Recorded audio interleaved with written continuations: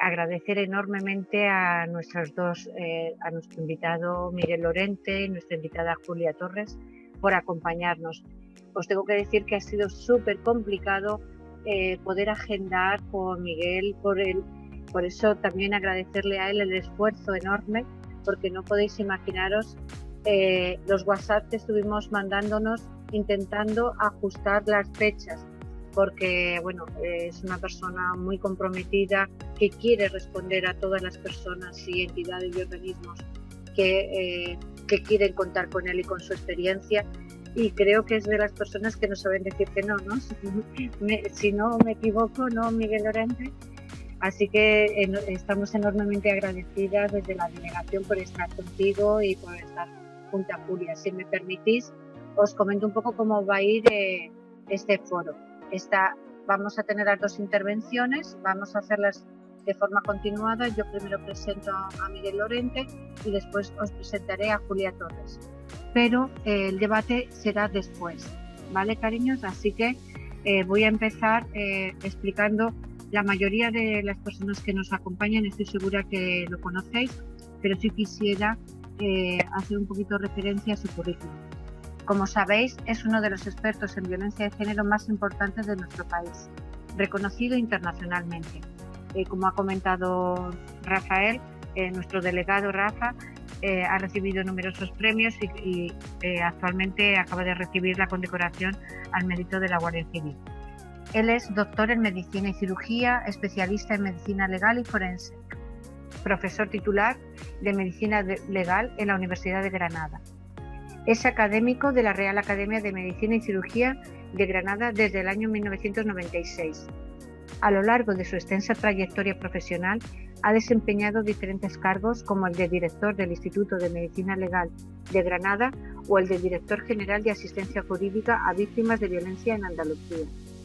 Su interés por el estudio de la violencia de género lo llevó a ser nombrado delegado del Gobierno para la Violencia de Género en el Ministerio de Igualdad. Asimismo, ha sido director de la Unidad de Igualdad de la Universidad de Granada. Ha participado en numerosos congresos y foros nacionales e internacionales. Miguel Lorente cuenta con más de 100 publicaciones nacionales e internacionales, autor de numerosos artículos, publicaciones académicas y varios libros, entre los que destacamos pues sobre todo el primero y el que dio el pistoletazo de salida y el que nos puso en guardia con respecto a esta realidad, que es Mi marido me pega lo normal. Yo creo que es de los primeros libros que tuve en mis manos cuando empezamos a trabajar en este ámbito. También otros libros como El rompecabezas o 42 días. Entre sus libros más recientes destaco Los nuevos hombres nuevos, Tú haz la comida que yo cuelgo los cuadros, o Autopsia del machismo, donde desgrana las aristas de la violencia contra las mujeres, pero también las raíces culturales que la sostienen, recalcando la necesidad de educar en igualdad y de desterrar los roles de género que reproducen y perpetúan la desigualdad.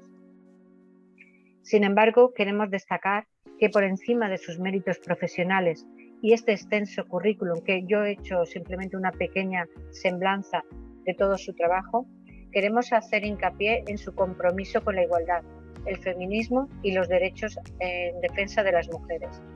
Destacamos su interés y empeño por visibilizar la situación de maltrato y violencia que han sufrido las mujeres a lo largo de la historia, desde que se consideraba un asunto privado de las familias y el sexismo más hostil que campaba a sus anchas en nuestra sociedad.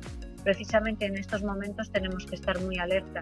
Estamos soportando situaciones de vulnerabilidad tremendas a nivel social, retroceso en derechos y un discurso negacionista de la violencia de género por parte de distintas personas, pero también por parte de partidos de ultraderecha que están haciendo un gran daño a la sociedad y que nos están haciendo volver a datos, a momentos anteriores a los avances en violencia.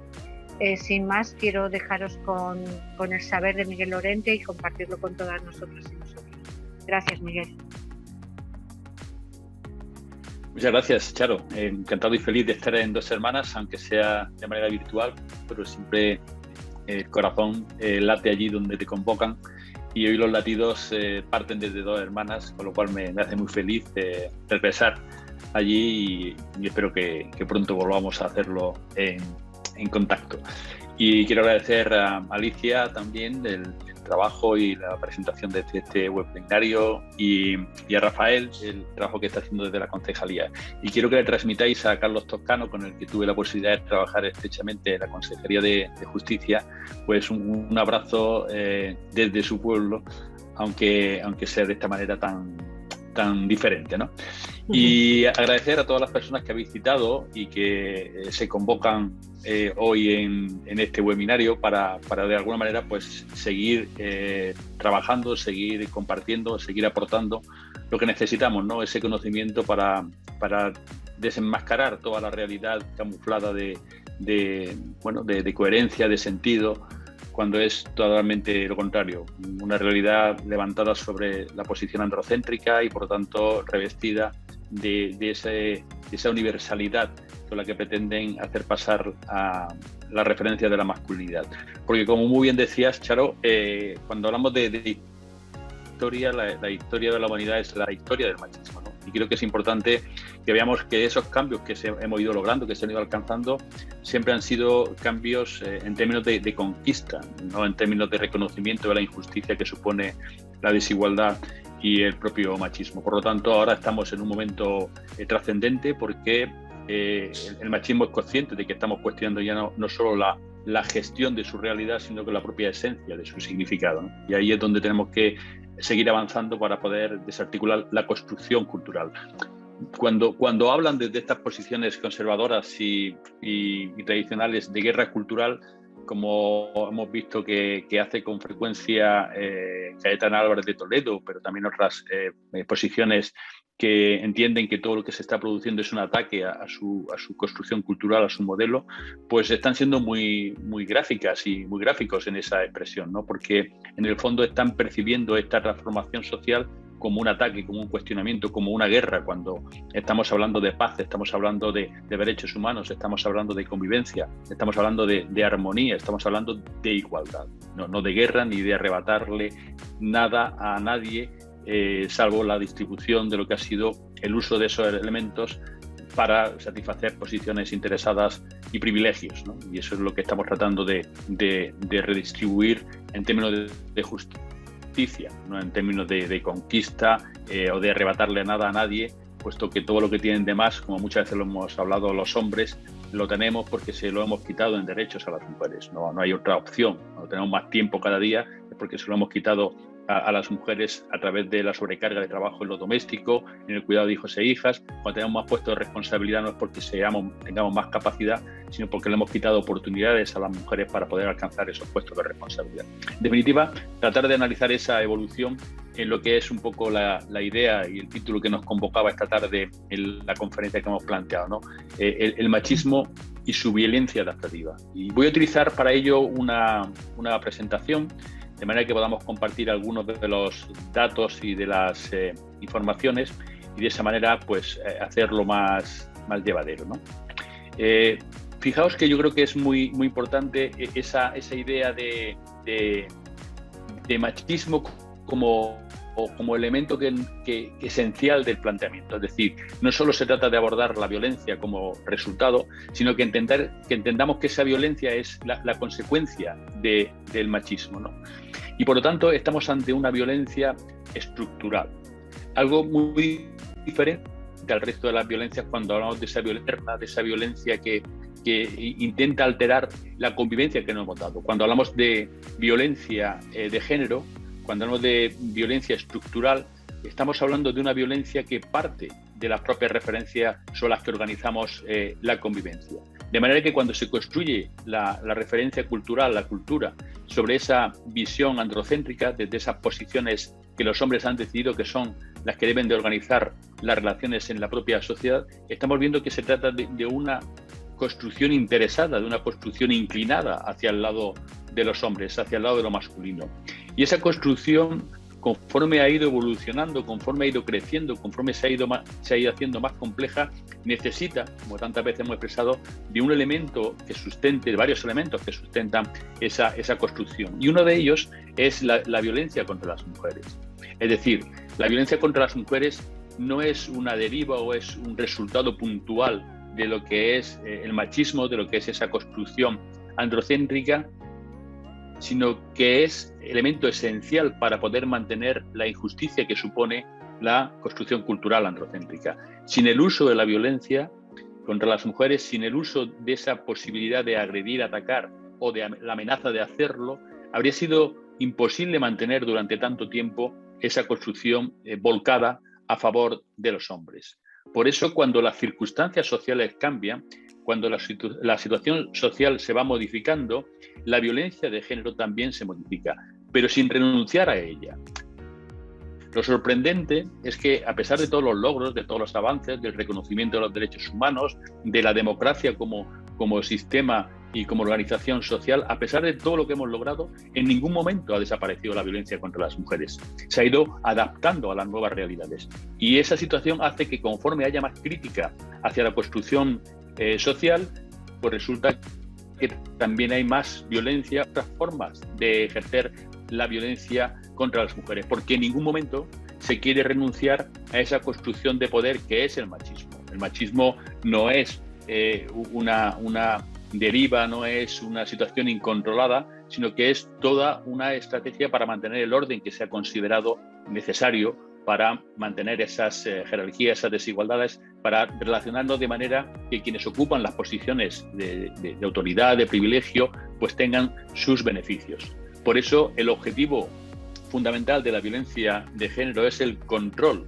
del orden y de las personas dentro de ese orden, asignándolas o manteniéndolas o reteniéndolas en sus roles, en sus funciones, en el uso de los tiempos establecidos, en el desarrollo de las funciones que se han considerado adecuadas, en su protagonismo en los espacios que se consideran propios de hombres y propios de mujeres. Luego, la violencia en sus diferentes formas, donde vamos a analizar cómo se construye sobre la idea de propiedad de las mujeres, de control de dominio o sobre la idea de cosa u objeto, pero en definitiva busca esa perpetuación del orden. Por eso es una violencia estructural, como decíamos, y por eso al final alimenta al orden que nos hemos dado.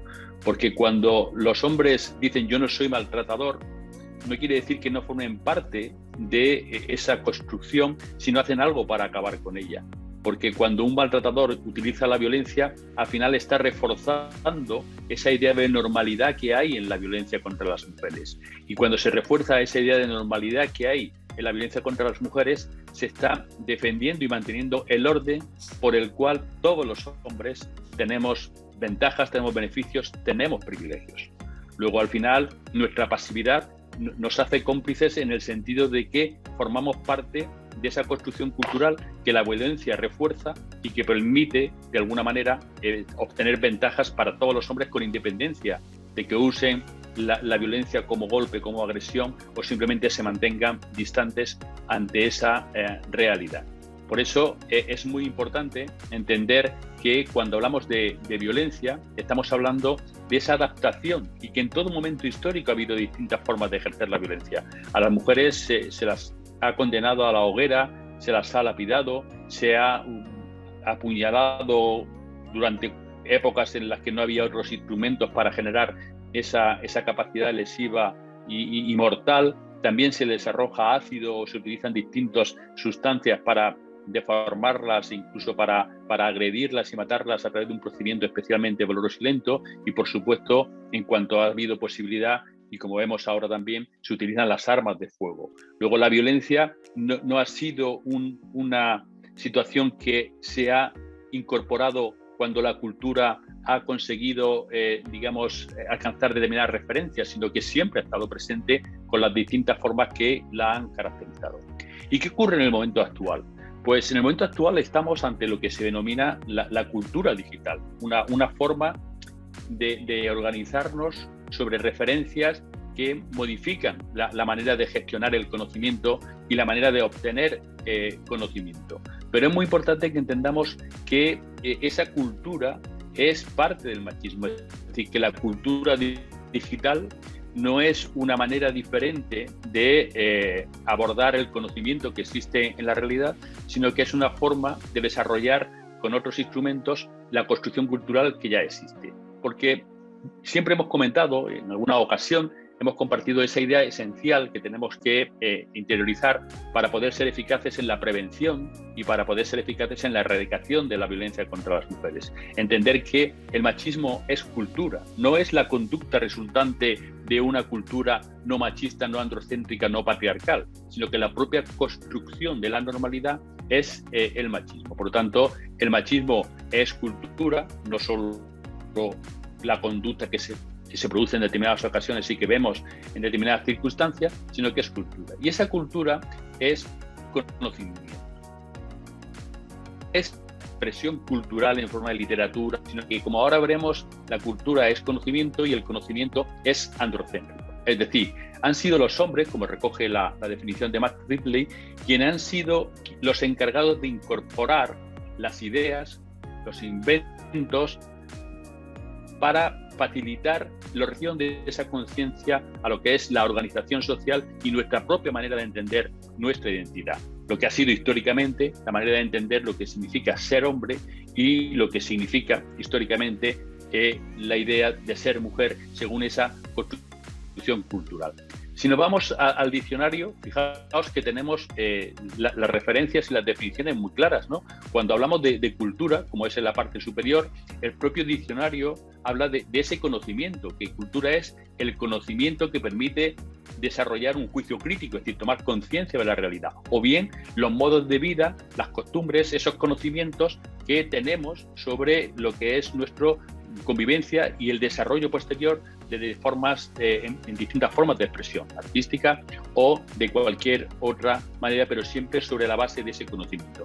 Y cuando lo unimos a la idea de la situación actual con la definición de cultura digital, vemos que se trata de modos, de maneras de gestionar ese conocimiento. No tanto de generar un conocimiento diferente, sino la manera de gestionar todas esas referencias, todos esos recursos cognitivos que permiten organizarnos y relacionarnos. En esa situación tenemos que analizar la violencia contra las mujeres, porque puede parecer que los cambios, las modificaciones, en lugar de transformar la manera de ejercer ese control como elemento básico y de organizarnos, como ahora vamos a ver, para seguir ejerciendo la violencia, puede parecer que desaparece la violencia con su cambio en la forma de llevarse a cabo. Es lo que de alguna manera alguien puede interpretar si no analiza con detenimiento datos sobre la pandemia y la evolución de la violencia de género. Alguien puede entender que como han disminuido las denuncias, que como han disminuido los homicidios, pues ha disminuido la violencia de género. Cuando el objetivo de la violencia de género, el control, se ha conseguido a través de la limitación de la movilidad o incluso de la prohibición de la movilidad durante el confinamiento.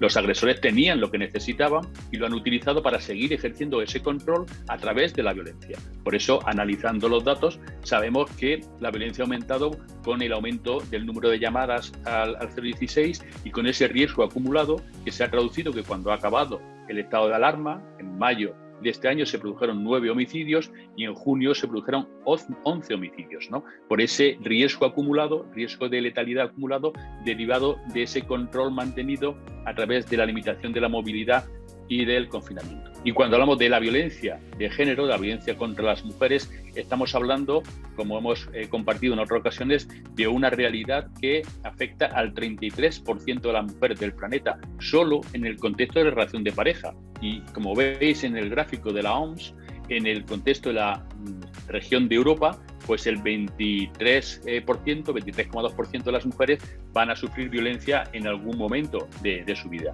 Si nos vamos a estudios más cercanos, como son los que ha hecho la Agencia de Derechos Fundamentales de la Unión Europea, vemos los porcentajes de violencia que sufren las mujeres en sus distintas expresiones: violencia física, psicológica, sexual dentro y fuera de la pareja, acoso sexual en distintos contextos, y no son porcentajes, ¿no? Sino que estamos hablando de millones de mujeres que en la Unión Europea, mundo desarrollado, mundo avanzado, pues están sufriendo anualmente violencia por parte de hombres en distintos contextos, laborales, relacionales, sociales, y en cualquier espacio en el que se desenvuelven las mujeres, sufren violencia por parte de los hombres como consecuencia de esa construcción de género.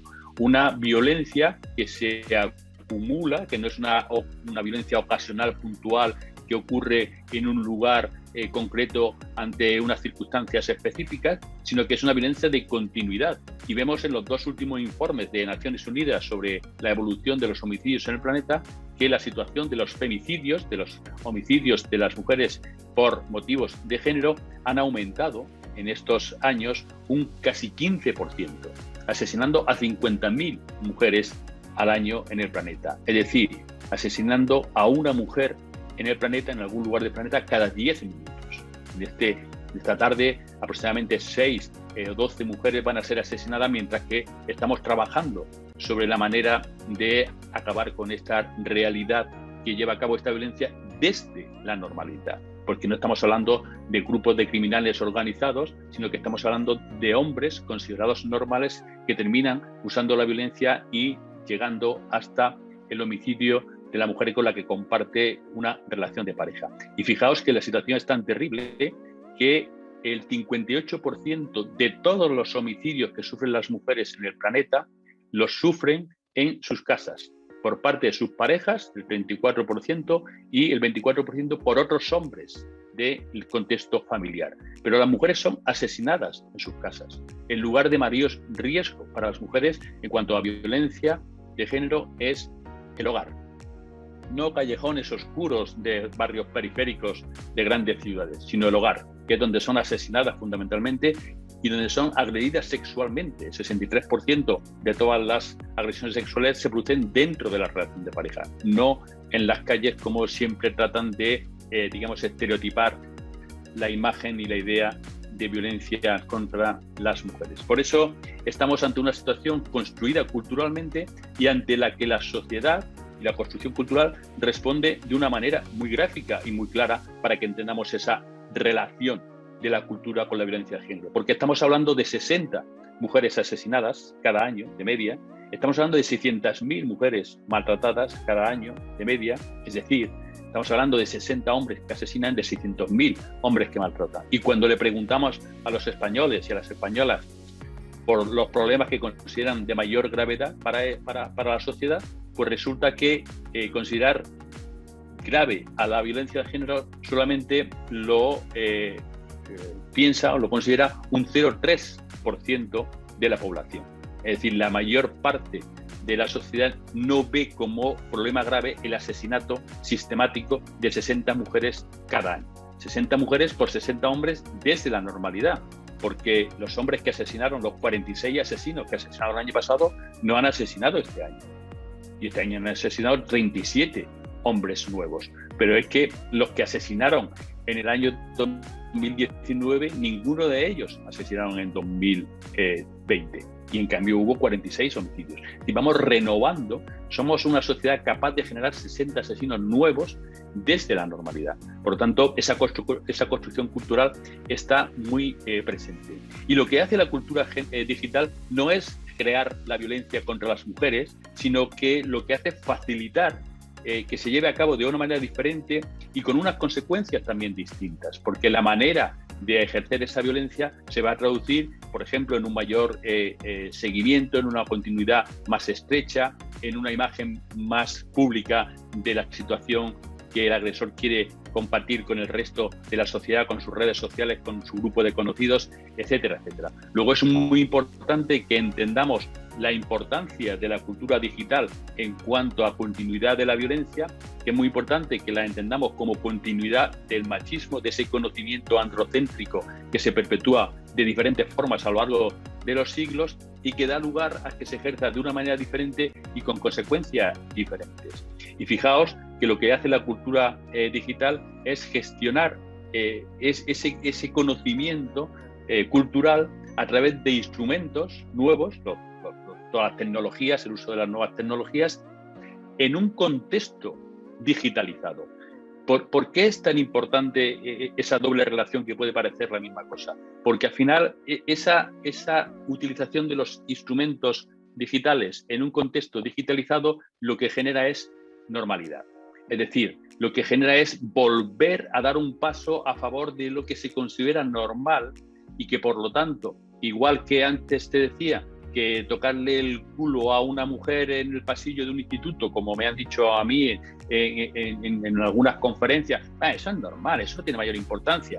Y se normaliza la conducta cuando se llevan a cabo determinados controles de las mujeres a través del uso de las nuevas tecnologías.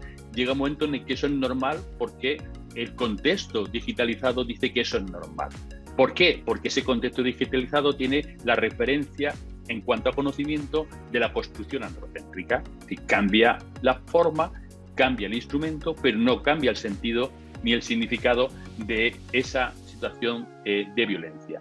Por eso tenemos que entender que forma parte de la misma referencia androcéntrica y que la cultura digital no es neutral, sino que es también machista, pero incluso en manifestaciones tan expresivas como, por ejemplo, cuando los algoritmos que se utilizan llevan a utilizar las imágenes de las mujeres en contextos que nada tienen que ver con el elemento erótico sexual como componente erótico sexual para que los hombres lo puedan utilizar y lo puedan llevar incluso a plataformas claramente de carácter erótico, como son las webs pornográficas. Por lo tanto, está utilizando la imagen de la mujer que cosifica a las mujeres para reforzar la construcción cultural androcéntrica con recursos y medios que antes eran imposibles de llevar a cabo en este contexto de las competiciones deportivas. Pero es que cuando nos vamos a determinadas plataformas, también seleccionan a las mujeres para que los hombres tengan aquello que necesitan y buscan según lo que es el modelo androcéntrico que debe definir la relación. Por lo tanto, vemos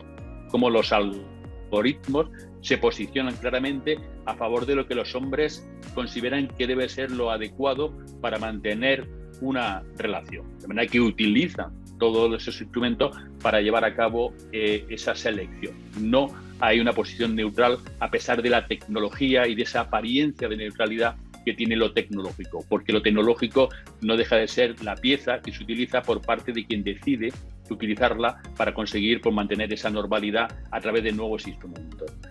Por eso es muy importante que analicemos ese doble componente de la cultura digital que estamos comentando, ¿no? Por una parte, el desarrollo de instrumentos de control y ataque como parte de la violencia contra las mujeres, y luego su participación en la socialización machista, en lo que sería la educación, la toma de conciencia de la realidad, el uso bajo la normalización, etcétera, etcétera. Cuando vemos los instrumentos de control y ataque que desarrolla la cultura digital, pues vemos que tenemos toda una serie de conductas que están basadas en lo que antiguamente se hacía de forma diferente, pero que ahora, al tener la posibilidad de desarrollarlo tecnológicamente, se reviste de neutralidad, se reviste de distancia, se reviste de normalidad y facilita ese control de una manera mucho más estrecha, con lo cual mucho más impactante, con mayores consecuencias para las mujeres que sufren esta violencia. Tenemos toda una serie de estrategias tecnológicas que permiten llevar a cabo la violencia de género con los instrumentos digitales, el hostigamiento, el ciberacoso, el ciberbullying, la suplantación de identidad, el sexting, la sextorsión, el grooming. Todo lo que forma parte de ese desarrollo tecnológico se utiliza para mantener la violencia como instrumento de ataque, como forma de conseguir ese daño o ese control estrecho de las mujeres en diferentes circunstancias. Y no solo tiene una consecuencia inmediata en cuanto al uso de esos instrumentos para conseguir el objetivo, sino que las consecuencias de esa situación pueden trasladarse y trascender los elementos puramente digitales y generar un impacto mayor, que ya lo vemos en todas las consecuencias psicológicas, pero que también conocemos cada vez más casos que de diferente manera, a través de ciberacoso, de sexting, de compartir imágenes íntimas, pues genera un impacto en las mujeres que conlleva incluso la posibilidad de la ideación suicida o incluso el llevar a cabo el suicidio como consecuencia de esa situación. Pero además, lo digital también está dando la posibilidad de una reorganización del machismo violento en sus formas, digamos, más directas y más agresivas. Y es una situación muy importante lo que estamos hablando, porque cuando hablamos de evolución y de avance de la igualdad y hablamos de reacción machista, a veces nos quedamos en esa reacción inmediata, en esa reacción objetiva, en esos elementos que comprobamos claramente que se están produciendo. Pero conforme se está produciendo este avance, también se está produciendo una especie de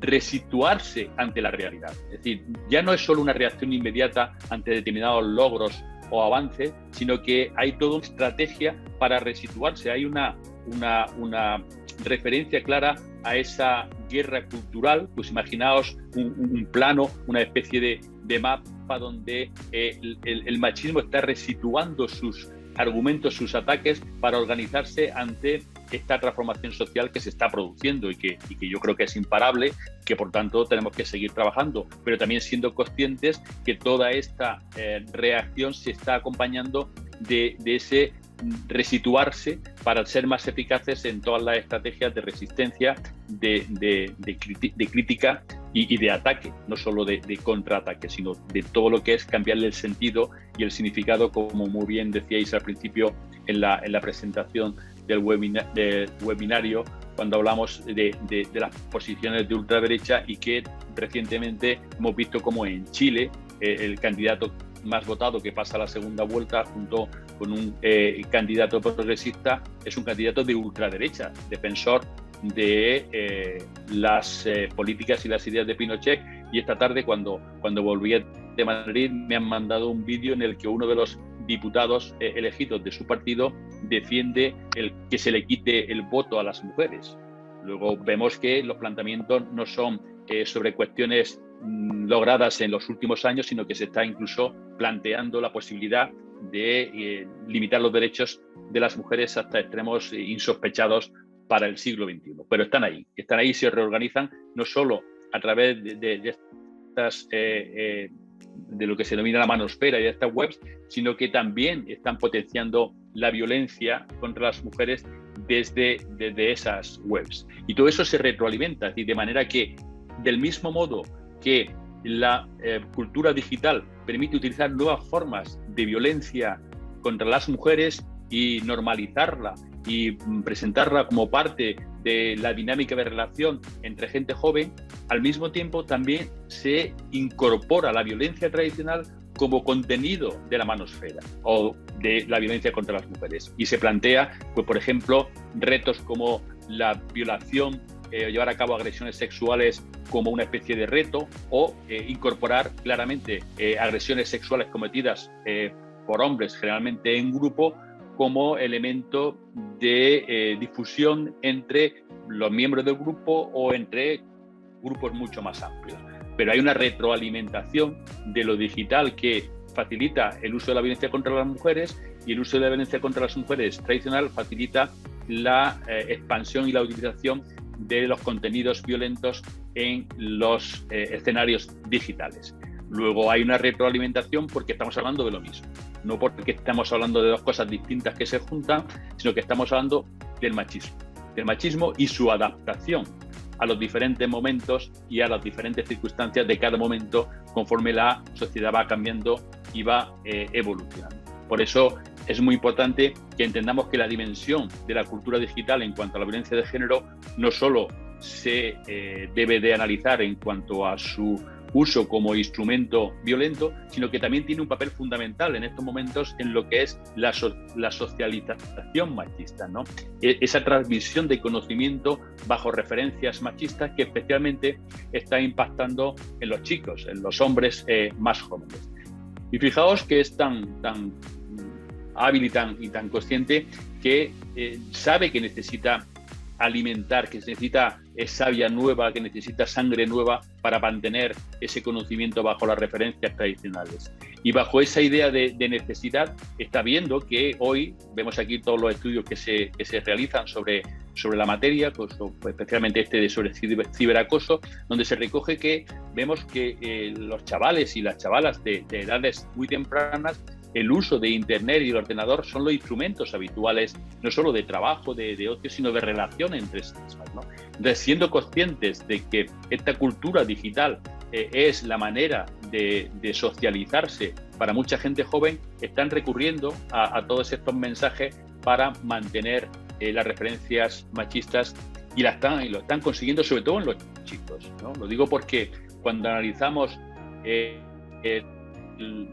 último informe del observatorio del Centro Reina Sofía, vemos, por ejemplo, que el porcentaje de chicos, la parte superior, se ve que considera la violencia de género como un problema grave, ha bajado en estos 2 últimos años del 54 al 50%, pero que es muy diferente que el porcentaje de chicas que consideran que estamos ante un problema grave cuando hablamos de violencia de género, puesto que las chicas han aumentado en estos 2 últimos años y son un 74,2% las que lo piensan. Y la pregunta es muy sencilla, es decir, ¿cómo ante una misma realidad, cómo ante esos 60 homicidios de mujeres, cómo ante esos 5 niños y niñas que son asesinadas cada año también en el contexto de la violencia de género, cómo ante toda la discriminación, ante toda la injusticia social, ante todas las agresiones sexuales, los chicos se posicionan de una manera tan diferente a las chicas? Y está claro que lo están haciendo porque están intentando defender su modelo de sociedad, no solo justificando las conductas bajo los mitos, los estereotipos de toda la vida, ¿no? De que si es un alcohólico, de si es un drogadicto, de si es una persona con un trastorno mental. No solo utilizan los estereotipos para justificar los resultados más graves, sino que se están posicionando claramente de forma diferente porque se sienten cuestionados, porque se sienten atacados como hombres, puesto que estamos cuestionando el modelo de sociedad que da la identidad masculina, que tiene los privilegios y que no quieren perder. Por lo tanto, esa distinta posición también se observa, por ejemplo, cuando vemos que el porcentaje de chicos que considera que la violencia de género no existe y que es un invento ideológico, pues ha aumentado de un 11,9 al 20%, ha aumentado un 40% en estos 2 últimos años. Justo con el mismo mensaje que se lanza desde la ultraderecha cuando se dice que la violencia de género no existe, que esto es ideología, que es adoctrinamiento, etcétera, etcétera. Es decir, están asumiendo como propios los argumentos que se dan desde esas posiciones institucionales que tienen más impacto, que ya no es solo lo que se dice en las redes sociales o lo que se ve en un vídeo o lo que han subido a una story de Instagram, sino que estamos hablando de posiciones institucionales que nacen y cuentan con esa, digamos, veracidad o refuerzo en el contenido de su mensaje. Y por tanto vemos esa posición en los chicos que es muy diferente también a la que se vive y a la que ven las chicas. Luego, ante una misma realidad, lo que muchas veces hemos hablado, no sé si os acordáis que muchas veces he comentado yo que estamos viviendo una transformación asimétrica de la realidad, en el sentido de que los cambios que se están logrando en igualdad son cambios protagonizados y liderados por las mujeres. Los hombres no estamos en ese proceso, pues ese reflejo asimétrico se está traduciendo ahora en posicionamiento crítico y en actuación contra ese avance y defendiendo o justificando la violencia, porque se defiende de alguna manera cuando vemos en la última pregunta que el porcentaje de chicos que consideran que la violencia de poca intensidad, y la pregunta es ¿qué entiende usted por poca intensidad? Porque cuando tú hablabas con las mujeres maltratadas y le dices mi marido me pega lo normal, y tú le dices ¿qué es lo normal? Y entonces se dan cuenta que lo normal al principio era un empujón, después fue un bofetón, después fue un puñetazo, después fue una patada, y la normalidad en la violencia se va integrando conforme se va repitiendo. Pues aquí pasa igual, hay un porcentaje de chicos que entiende que esa violencia de baja intensidad es aceptable y que no tiene que ser cuestionada por parte de alguien ajeno a la relación, con lo cual está dando entrada a la violencia hasta sus últimos extremos, porque la dependencia, el impacto emocional, ese síndrome depresivo que se va generando, ese aislamiento al que conduce la violencia, pues facilita esa continuidad de la violencia. Por lo tanto, vemos cómo esa cultura digital permite la adaptación de la violencia y del machismo a las nuevas circunstancias. Y para ello también utilizan nuevos argumentos, como hemos visto que ya reflejan y recogen muchos chicos jóvenes, como es el del negacionismo. Un negacionismo que necesita de toda esta cultura digital para ser eficaz.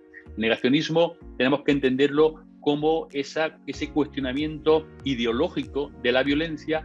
No es una posición individual, no es esa posición de determinadas personas que ante una realidad pueden decir que no están de acuerdo, que no se lo creen, que son posiciones aisladas, sino que el negacionismo necesita esa posición crítica ideológica para no enfrentarse a una verdad incómoda. Es decir, para no tener que asumir que detrás de esa violencia hay toda una construcción cultural. Por eso dicen que la ley integral contra la violencia de género va contra los hombres, pero no es que vaya contra los hombres, porque no se dice eso del Código Penal. Nadie dice que el Código Penal va contra las personas, porque cualquier persona puede ser condenada si comete un delito. porque se dice que la violencia de género, la ley contra la violencia de género va contra los hombres. Irá contra los hombres que maltraten, pero no contra los hombres. Pero en definitiva son conscientes de que si va contra los hombres que maltratan, está yendo contra todos los hombres, porque lo que está cuestionando es la construcción de género que lleva a los hombres a maltratar. Y si se cuestiona la construcción de género, estamos cuestionando esa referencia social que da privilegios a todos los hombres. Luego, esa percepción de algo propio que se pierde como consecuencia de los avances sociales, pues lleva a posicionarse de manera crítica frente a esa realidad. Y una manera de hacerlo es negando la propia esencia de esa realidad, el propio significado de esa realidad, y tratando de quedarse solo con el resultado de manera inconexa, como si no tuviera que ver nada un caso con otro y fueran las circunstancias individuales las que le dieran sentido. Por lo tanto, el negacionismo es una posición ideológica que en realidad significa afirmacionismo. Es decir, cuando se niega la realidad de la violencia de género, lo que se están haciendo es afirmar que la construcción de género machista es el referente válido para identificar y para interpretar esa realidad en términos de resultados. Por eso no dicen que las mujeres no sean asesinadas, lo que dicen que son asesinadas por violencia doméstica o familiar, porque de esa manera le estás quitando todo el significado y la esencia que tiene esa violencia contra las mujeres, y estás permitiendo que la amenaza, el control, el sometimiento sigan siendo eficaces, porque se entiende que forma parte de la manera de entender las relaciones dentro de esa construcción de género de la familia o de la relación de pareja. Luego, al final, vemos que la estrategia de negacionista es una estrategia interesada para afirmar sus posiciones, sus valores, que son las posiciones y los valores históricos, que a diferencia de las alternativas en términos de progresismo, en términos de feminismo, que buscamos una realidad alternativa a la construcción de género machista, ellos lo único que tienen que hacer es defender el modelo existente, tratar de generar miedo, desorientación, confusión, para que ante esa duda, ante esa incomprensión de lo que está pasando, se replieguen sobre posiciones tradicionales, porque son las posiciones que siempre han estado presentes y son las posiciones que le han dado sentido a la manera de convivir hasta este momento.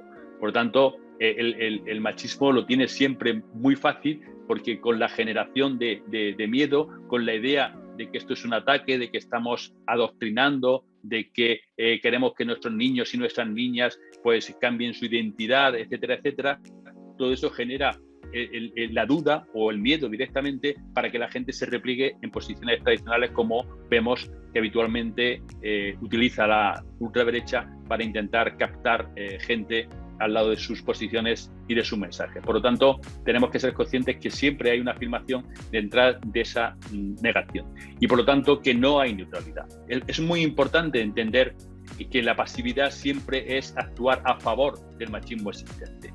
No existe un supermercado de los derechos humanos, no existe un supermercado del tiempo, no existe un supermercado de la responsabilidad. Si los hombres tenemos más capacidad de disfrutar de nuestros derechos, si tenemos más posibilidades de tener posibilidades de responsabilidad, si tenemos más tiempo para usarlo en lo que decidamos porque lo tenemos, al final es porque se lo estamos quitando a las mujeres. No existe una tercera vía. Aquí son 24 horas. Si tú tienes más tiempo libre, como tenemos un 34% más de tiempo de ocio cada día, es porque las mujeres están dedicándole un 97% más a las tareas domésticas y un 25% más a las tareas de cuidado de hijos e hijas. Lo dice la encuesta del CIS. Si los hombres estamos en más posición de responsabilidad, es porque no le hemos dado las mismas oportunidades a las mujeres. Si los hombres cobramos de más, un 20% más en la brecha salarial, es porque las mujeres cobran menos. Luego, al final, no posicionarse y no actuar contra esta realidad es hacerlo para que continúe la misma realidad. Por eso es muy importante que los hombres, sobre todo, entendamos que no hay neutralidad, que si no hacemos algo para cambiar, estamos haciendo para que todo esto continúe. Y ojo, el machismo nos necesita. El machismo quiere que las personas tengamos este conocimiento, esa identidad, esa manera de entender lo que es ser hombre y ser mujer, según el machismo ha dicho que es la manera de ser hombre y de ser mujer, que es la manera de organizarnos, que es la manera de abordar la responsabilidad, que es la manera de desarrollar nuestro tiempo y ocupar determinados espacios en la sociedad. Por lo tanto, para evitar caer en sus trampas, para evitar caer en su deriva, tenemos que posicionarnos críticamente y tenemos que avanzar en igualdad de la mano del feminismo, como lleva siglos enseñándonos. Muchas gracias.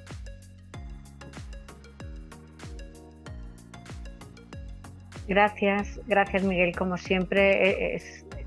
Es un orgullo tenerte, pero es un orgullo escucharte y ese aprendizaje a través de tus palabras.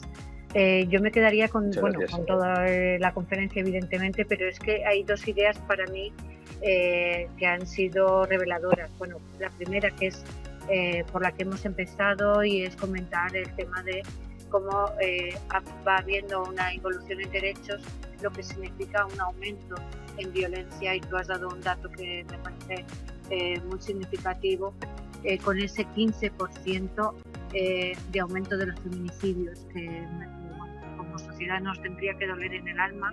Y como muy bien has reflexionado tú, a pesar de los avances que se supone conseguidos en derechos, en leyes, y sin embargo la realidad de ese machismo, de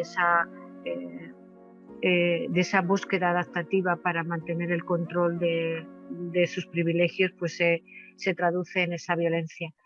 Y la otra es la que lamentamos continuamente, de cómo la juventud, sobre todo los chicos, van viéndose en unas posiciones en las que consideran que la igualdad ya está conseguida, y sin embargo se traduce en datos como el que has comentado, de negar que la violencia de género sea una realidad, o que